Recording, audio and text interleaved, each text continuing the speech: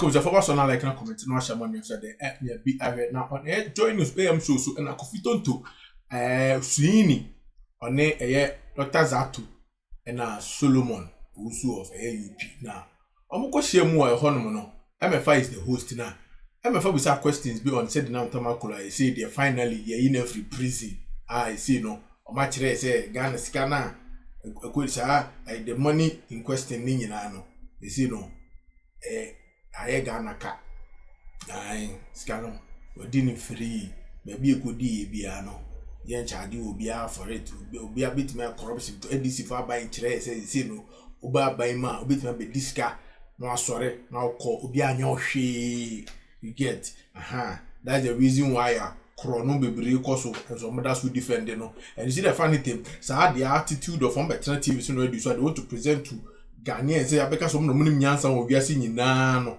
eno bi na Suhuyini ewo show no so na Kofi Tonto abobo na adwe amano no you see omo betra show no so abeka say wiase nyansa nyina omo na wo mutrim they said now Tamakulu issue and omo ka ho asem Kofi Tonto making a submission na Hassan or interjecting a sa or heckle na sa like throughout the submissions in na almost all Suhuyini o kasa wanka hwe o Suhuyini udi unkomo clean obia heckle wo obia idin atio edu Kofi Tonto so no making a submission no I say or draw some attention bit say because a bad lord there say Kofi Tonto no there omonye lawyers nti no do mbeka bia no enya valid do mbeka bia no and pass image of person creating no is that kind of uncultured character no can say NDC form Kofi free him for the point is asem no yamfa meto honum say experts for them ma discuss e be discuss because on my asem it was obi abeka ne de Kofi Tonto not one until in his own capacity or to in the capacity of a particular party said what one more represent one is party. It on his submissions besides your freedom of speech until the Obi Abekabiat is accepted and he is respected in something that join news for the fan better show no. And he's not an ordinary person. It would mean to now Enki can say me a better denigrating the confidence. I said, I have some try no be I said, what is now confidence level be a conform be I said, hey. Now, always say question say is a law issue am okay. Say Kenya law. Say if it's not about law, it's not about court name mra ho asem. And about no so Kofi Tonto feel that. Gabeti matron keka de okeka na tell. It's not always never cool like or field. This is national interest, like national interest one asem na yeka. It's not about say we a lawyer to no better no intimidate you be like that. Since you know we didn't this for say mujai. And yes I'm co-position am so be she. Any more arrogance be na abana to say obia serious to the point that MFA club was even like on no club can say my India the still na just a hand time hunu bi ne na solo bi no so bo backing vocalist imagine am for you couldn't conversation. In all honesty, with the judgment that I have read, I think that I made this point on another platform. I don't see how the Attorney General will succeed in any appeal before any court of this country. And I am very, very, very certain. Unless, of course, the law lords would desire to turn the law on its head. And you see, MF, I'm going to repeat it again today. That it is not just enough to read. It is also important to understand what you are reading. Because you see, when we sit on platforms of this nature and make commentary, there are three kinds of people who listen to us. Those who are smarter than us, those who are of the same IQ level like us, and those who are also better than. We must be sensitive to all these class of people. When you sit on platform, and make assertions to the effect that 90 million of our money is stolen, is lost, without reading to understand the charge, then you are engaged either in deliberate distortion or you are simply failing to understand, to be able to impart those who are out there and hoping to learn. And I'll demonstrate why. Okay. If you look at the charges, apart from the accusation of embezzlement of about 3 million Ghana cedis, the about 61 million Ghana cedis was said to be monies that could have come to Ghana that we lost. Willful causation of financial loss. Not money Maslow had. Money that could have been prevented. And if you read the Chachichuka trials in relation to the Avemi Rice project, these were the same computations the judge made that was eventually overturned on appeal. When he said that the monies that was invested, he sat at the comfort of his chair, did mathematics, and said, this is the profit Ghana could have made. So because we lost that profit, and everybody knows what profits are, then Ghana has lost money in terms of anticipated profits. So if you read the Temaklo charges. So 3 million was for embezzlement. That's the accusation. And then how about 61 million? About 61 was as a result of what do you call it? That was there any embezzlement? No, but I'll get that. I'll respond to those issues. Please, we can work with the charges. Please, that's the charge. You see, so 60 financial obligations totaling 61.7 million that he had committed with commitments. Yeah. And mind you, that's 61 million. Not even a penny was paid. At the time Sedinam Tamaklo was living, it was Ken Oforiatta and the MPP government that claimed to have renegotiated the contracts proceeded to honor those contracts. But the 3 million is not small money. No, I get that. But that's why I'm saying that it is based on facts. Nobody is saying 3 million is small money. Okay. Don't get it wrong. He proceeded that we have lost in excess of 90 million and is going free. That's the point I'm responding to. And it's important that we present the facts to the people. Okay. So when you were speaking, when you were speaking, I was quiet. Don't do this. Even sure. Oh, please. So he was even seeking clarification. So I think that's fine. Please. So we have the clarity now. I'm providing. We have the clarity now. So if you are not sure on something, don't proceed on the basis of your faulty appreciation of a fact to make accusations that are not sound. So now we have the fact. We have the figures. And this is important. Now to the 3 million. It was the accusation or claim of Godfrey Dami on behalf of the state that Sedinam had embezzled 3 million Ghana cedis, or 3.17 or so. No, it was 1.7 plus 579. Yeah, so in all it was about 3. So I see, these were the claims before the court. The accused persons insisted from day one that there was no such embezzlement. The 3 million. Yes. No such embezzlement. The onus was on the AG to prove beyond reasonable doubt that there was such an embezzlement. Now the Court of Appeal is saying that you turned the law upside down when you invited Sedina to demonstrate that indeed she had not embezzled money. When the Attorney General himself, the onus was on him to demonstrate beyond reasonable doubt that the woman had embezzled money.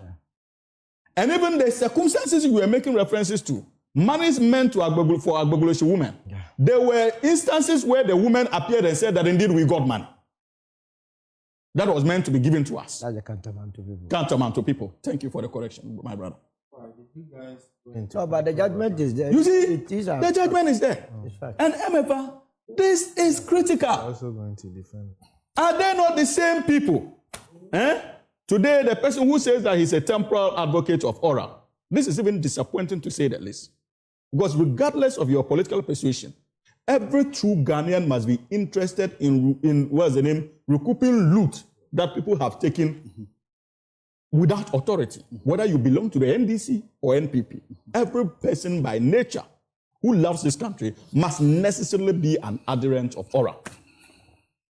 And that point needs to be made. It cannot be on temporal basis. Oh, but if there's nothing to be recovered, why would he still be an advocate? Wait. Listen, I want you to tell me, are you talking to me? Are you, no, it's okay. I'm not asking you. I know. If I need clarity, I'll ask. You see, and the point must be made. The same people. When the current Attorney General, organized press conferences on my brother Hanan and that of That's Dubois. Oedibuahin and Co. And 2 allegations out there. What did they tell us? Didn't they tell us that these were mere allegations? And it doesn't mean that those things had happened. And that no court of competent jurisdiction had found them to be guilty of those accusations. They were right. And we told you then that they were right. That is why the Attorney General is in court. But the fact that an Attorney General has drafted charges claiming losses does not mean that the court would actually uphold that losses occurred. So you don't proceed on the basis of a charge sheet that is rooted in allegations of the Attorney General to proceed that we have lost 90 million of the taxpayers' money. 90 million. So in relation to Hanan and the likes of Edubuahin and Co., we have lost the sums that we are talking about. Can we all agree in principle that we lost it? What kind of reasoning is this in this country? That we cannot be nationalistic for once because of our partisanship. And so that point needs to be made. Secondly, let us not pretend. I'm a member of the National Democratic Congress and a proud member at that. And I have said this on different platforms. When I also heard the news, I was scandalized. I was scared for the integrity of the government.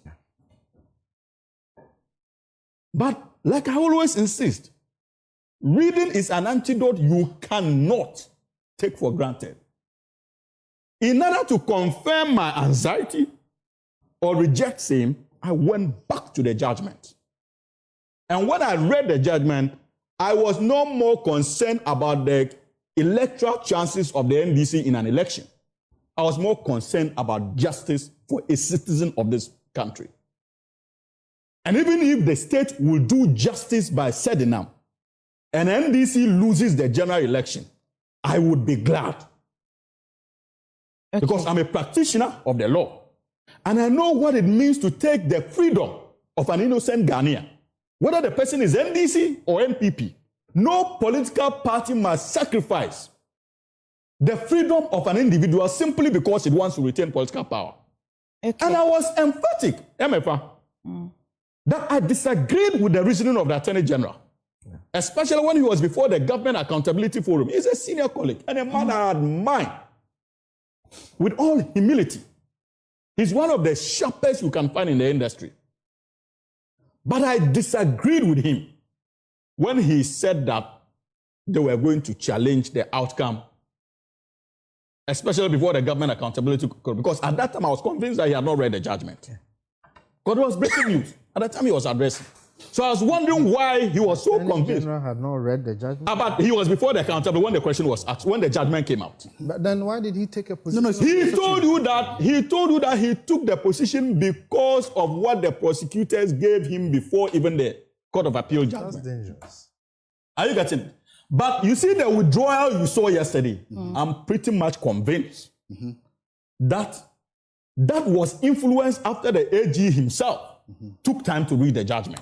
The withdrawal was for the stay of execution, right? So let us wait and see what will happen in the Supreme Court matter, the substantive matter. Okay, let's have a few questions. Let me see, let me conclude. Please land on this, and I have a few questions. Oh yeah, because you gave me 11 minutes and you gave me. You've spoken for 15 more than. minutes. I was 5 minutes. You've spoken for more than. I don't want us to fight over time. Everybody has a time. I don't want us to fight over time. I have questions. MFA, you see, for Sedina, I think that we have been grossly unfair as far as her case is concerned. To her. In all honesty. Yeah.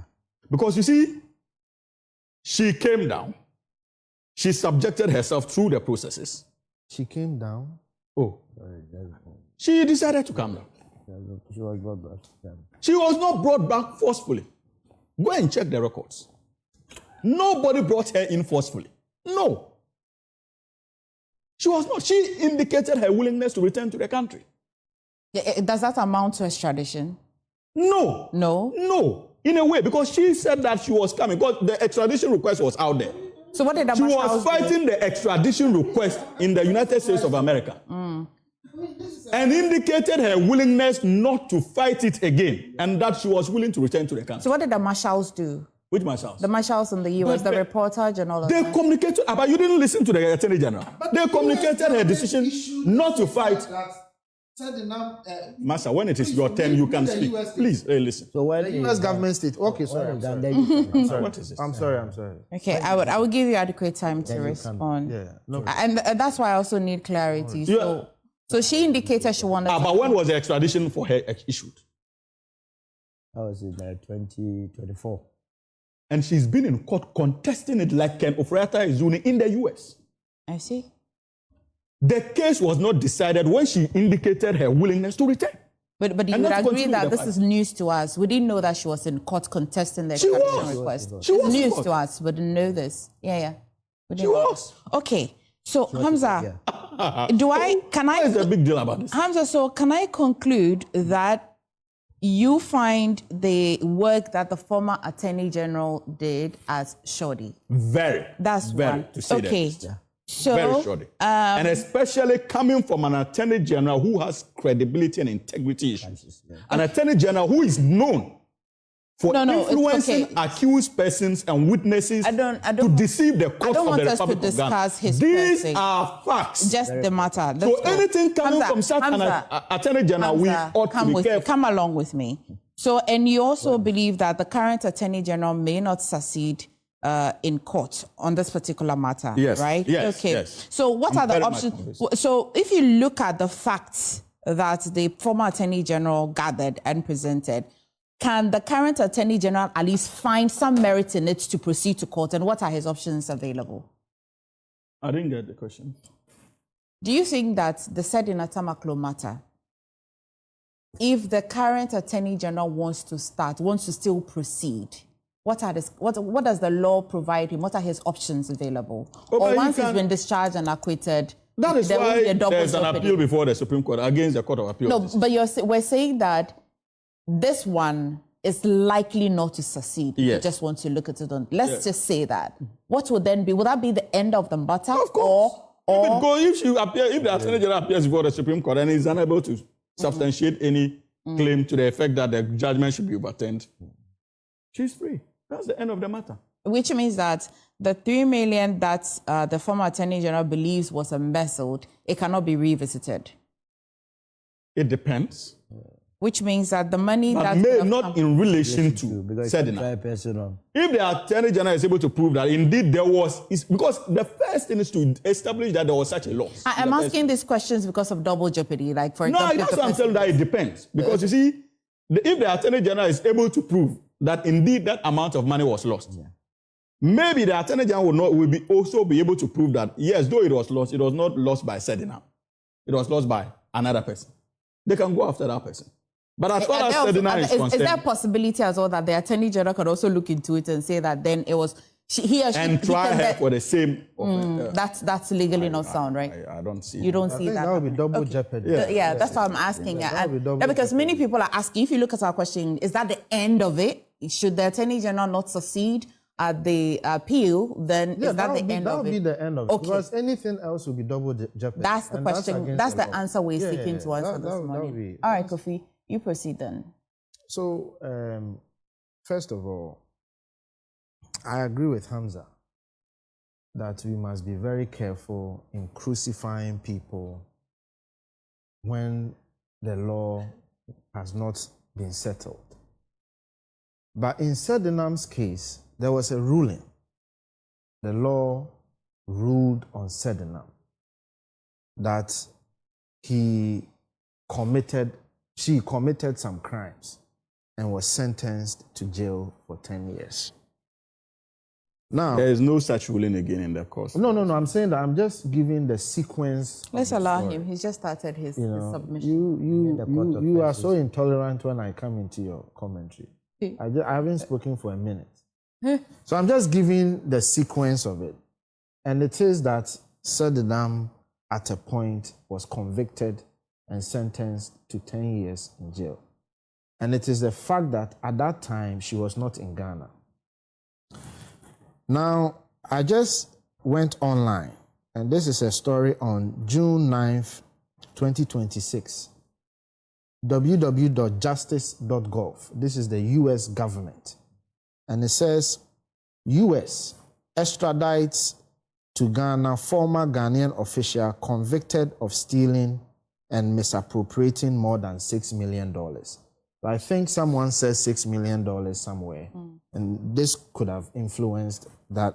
And it says, on June 8th, the United States extradited Sedinam Christine Tamaklo Ationu, also known as Sedina Sharon Christine Akolache, a Ghanaian citizen, to serve 10-year imprisonment.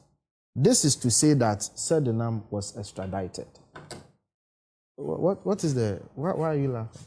But Hamza, that's the understanding we all know. That what? At the time that she was convicted, that conviction was holding until it was overturned. No. So MFI, just under a minute. This is important. What he has read.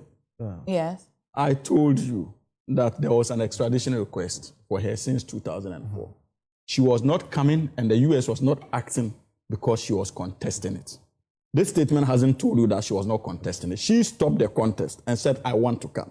So if she is coming, legally it is still extradition, but she came on her own volition. She stopped the contest. We're saying the same thing then. All right, Kofi, proceed. That's the point. Anyways, that information of she coming on her own, blah, blah, blah, what I have read to you did not say that she said, I'm coming on my own. That is information you are giving us. The U.S. government did not tell anyone that Sedinam said, I am coming on my own. If Sedinam wanted to come on her own, I am sure she could have just come. She couldn't have done that. Please. Because there was an extradition request. There was no way she could have just picked a ticket and come. It's not done. So we'll be factual. Are you done? Yes. Okay. So let the record reflect that Sedinam was extradited. Now, a lot of things are running through my mind. The first being proof beyond reasonable doubt. It brings to point the argument of who is this law or who is this tenant of law applicable to? Because some people have been jailed on circumstantial evidence. I think at this point it is not fair for what me has happened? I mean, Go ahead. why You want to stop. You are still on screen. No, but this behavior, I mean, we didn't hear. No, but it's interrupting my flow of thought. So go ahead and If your flow is problematic, No, there's nothing. a little smile will unsettle you. Just a harmless smile. So you shouldn't do any gestures. So I shouldn't smile. There's nothing problematic. If you excite me, I The shouldn't point smile. I am making to you is that Is that what you're telling me? If you excite me, I shouldn't smile. Just a few weeks ago, we were made to believe that someone could be jailed on circumstantial evidence and that the state does not necessarily have to prove beyond reasonable doubt. Just a few weeks ago, we were told. No, nobody told you that. Who told you? I didn't read that. The judgment didn't say that the state does not have to prove beyond reasonable doubt. If we are speaking Even about in the using judgment, circumstantial evidence, you will prove beyond reasonable doubt. Circumstantial evidence is good law. Look. In criminal law, it's very good law. Look. You and Zato, you have to know why you are communicating to our audience. Proving, you see, MPP. you see, when we are having a discussion, let's not pretend that people didn't make commentary on those discussions and said certain things. But I'm trusting you not to present your matter based on people's commentaries. You're becoming an authority on my platform. So whatever you'd say will be based on what you've read, and I'll take it. That's what I'll run with, not the commentary. Do you understand what I mean? No. That is absolutely wrong. Then you would have See, to let me know when we come here to speak, as much as we speak on authority, on legal authority, not just we legal also, authority. of course, all other authorities, we are also we also have a right to interpret what other people and what political parties have said and what other commentaries people have made. All I'm saying and we is are that, no, Kofi, all I'm saying is that when you comment, are, no, what I'm saying is that because you started off with somebody was convicted based on circumstantial evidence. What she did was invited me into the ruling because she said there was a ruling. No. You see, what I said, that someone was convicted on circumstantial evidence. Yes. And then I said, some people said. Okay. So I am That's the part I didn't catch. Okay, That's then you didn't catch that. So I'm not even questioning the decision of the law. Okay. I am questioning how some people interpreted the law and at that point made arguments. A political party, a political grouping made argument that, look, circumstantial evidence is enough. You don't necessarily have to go beyond reasonable doubt. Nobody made that. Maybe you didn't. But look, are you the only person? I don't have to tell you anybody. I don't have Why to. do you always sit on such a serious platform and make assertions that you can't substantiate? You see, MFA. If I were the one who made such remarks, you would have wanted No, but evidence. I did. No, but I asked. Tell us the person who sat on radio or TV and said that circumstantial evidence, you don't need to prove beyond reasonable doubt. You can't make demands because you both were here. You saw me say that. Is he proceeding based on the judgment? He said yes, but he also says that when he's coming, he definitely will make comments on what... I don't have a problem with that. But he should tell us the source. So don't distract him. Let him make the point. Or proceed without substantiating an accusation against my party. But he's not done. Did he mention and our communicators? Did he mention NDC? Yes, he did. Mention NDC? He did. You see, but let's hear him. Let him land first. You never know. Let him land first. Don't distract him. I'm not disrupting him. You cannot make allegations you can't substantiate. No, but he's not landed. He's not landed. He's not finished. Yes, but I'm doing your work because you should ask him to substantiate. Don't you want him to get away with it. Don't do my work. Tonto. Don't do my work for me. You see, MFA. Yep. Suhuyini has the tendency of always making a comment that there is a certain platform that when some people come on that platform, they make certain comments as if to suggest that some people are not qualified to sit on a platform. And I think this platform has a qualification needs to take a decision on that.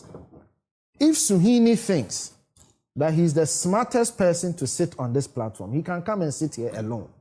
I don't have a problem with that. Yes. If to be Suhuyini spared thinks, of the MPP's misinformation, if Suhuyini thinks that he's the most intelligent human being to sit on this platform, thanks to that, he must be allowed to sit here alone. No, Kofi, when you do that as well, you're now inviting production and editorial decisions. But of course, because this is not the first time he has done that. No, Kofi, but no, of course. You just allow anybody to appear on I have been engaging you. Yeah. You're making a submission, and I owe it to my viewers for clarity. I have not questioned you. Why I've come back I have not questioned you. So, if I don't make it about you. No, ignore him. No, I can't ignore him. Look, I can't ignore him when somebody impugns certain things on my integrity, on my level of intelligence, on my knowledge. It is not allowed. I cannot accept it because he said it and so he's not the one addressing? What I'm addressing is that it is wrong. You may disagree with me. You may say that what I'm saying is incorrect. No problem. But you have to take the platform serious. There's nothing wrong with me telling you to take the platform serious. Disagree with him. We know why he's what there. What is serious about what you have done here? Oh, what have you done that is serious here? An allegation. What have you done that is serious here? What have you done? Lied on live TV. I have not lied. I am telling you, I have not lied. One person who said that on because you see, I don't respond. This is not what will bring you. I don't respond to you. Hamza, I don't respond to you. Hamza, I have told you not to comment until I've invited you. Hamza, let's make progress. Hamza, I have told you that allow him to make his submission. If there are questions, I will ask. If you need clarity, you seek leave of it and I allow. I'm in the middle of two NPP people. So if you don't want to ask those hard questions. Which hard questions are these? He said that an NDC The man is not even done with his submission. How do you know whether he will say names or not? Okay, so see. How do you know?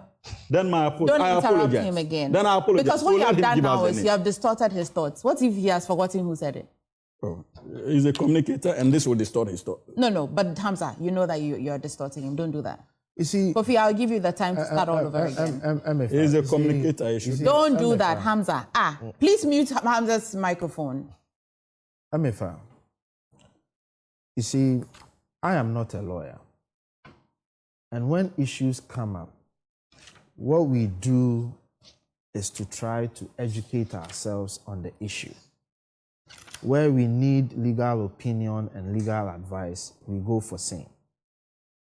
At least the knowledge I acquired in that process when that issue came up was that in the event where there are two people saying or making commentary and the accused versus the other person, and there isn't enough evidence to suggest that indeed this is the evidence that the accused has done this, and there is circumstantial evidence, usually it goes in favor of the accused. But in Wuntumi's case, it didn't. Okay, in Wuntumi's case, it didn't. So as part of the discussion, when we go on platforms, various platforms, and we have discussions, we raise these things. People will argue with you that that is not the case. So when I come here to sit and I say that we've had these discussions and people have countered our arguments that they are not the same, and you say, tell me somebody. That is you telling me that I must immediately remember the 20 or 30 interviews that I have done and give you a name. You'd agree that you and I have actually solved this problem. No, You just fell for the distraction. No, I've not fell for a distraction. So I'm just coming back to the point. The general argument that I'm making is this. There is a perception by many that this whole case was not going to go anywhere. There is a perception by many that at some point it was going to get here, that Sedinam is going to be freed one way or the other. People have held that perception for a long time. And people believe that, of course, the government cannot just tell Sedinam to go home. That over time there will be some degree of gymnastics, and at some point the ultimate will be that she is free. People have held this perception. And I was only making the point that when issues come up, how you behave and how you conduct yourself hold true these perceptions or not. For me as an MPP person, of course, if an issue comes up, I want to be fair and listen to the facts of the issue. But if a political party over a period of time, if a government over a period of time prove that when it has to do with people related to us, somehow those people find themselves in a better position than the others, I have every right to have suspicion about what is happening. I have every right to have suspicion about what is happening. Now, Jato raised a very good point, and we hope to get more information about it. When the issue came up, there was this whole argument of, have you read the report? Have you read the case? Have you read the ruling? Somehow, the state then comes out and says, we are challenging the case. So it begs a very valuable question that people who claim to have read the report seem to be at a contradictory position with the state. Now today, the state is saying that they are dropping the issue and they are proceeding to the Supreme Court. For me, as a Ghanaian, I would wait for what the final ruling would be. But I can tell you that I am not entirely confident in what the state is going to do. I believe that this is just one of the many things that this government and the Attorney General is doing to ultimately free the person. And I have absolutely no confidence in what is happening. That is my take on the whole issue.